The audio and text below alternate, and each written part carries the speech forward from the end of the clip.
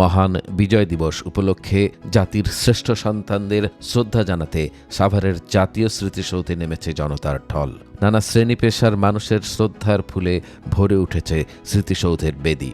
দিবসটি উপলক্ষে সৌধ এলাকায় নেওয়া হয়েছে কড়া নিরাপত্তা।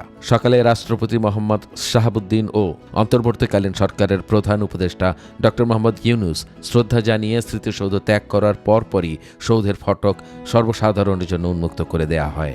এর পরপরই সৌধে নামে জনতার ঢল।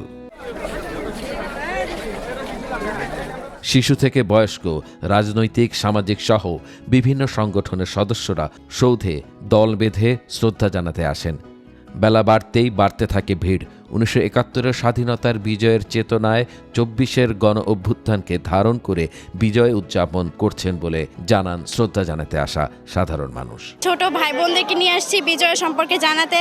তারা জানলে বুঝতে পারবে যে দেশ কতটা স্বাধীনে কতটা লড়াই করে দেশটা স্বাধীন হয়েছে, এটা ওরা বুঝতে পারবে। পরে দেশের প্রতি ওদের মায়া আরও আগ্রহ হবে, আরও মায়া জন্মাবে। নতুন প্রজন্মকে মুক্তিযুদ্ধ ও জাতির শ্রেষ্ঠ সন্তানদের সম্পর্কে জানাতে শিশু সন্তান সহ আসেন অনেকেই। বিজয়ের যে আনন্দ তা নতুন প্রজন্মের মধ্যে ছড়িয়ে দেওয়া প্রয়োজন। এর জন্য আমি আমার মেয়েকে নিয়ে জাতীয় স্মৃতিসৌধে এসেছি। বিজয় দিবসের জন্য আজকে আমি স্মৃতিসৌধে এসেছি, আমার খুব ভালো লাগছে।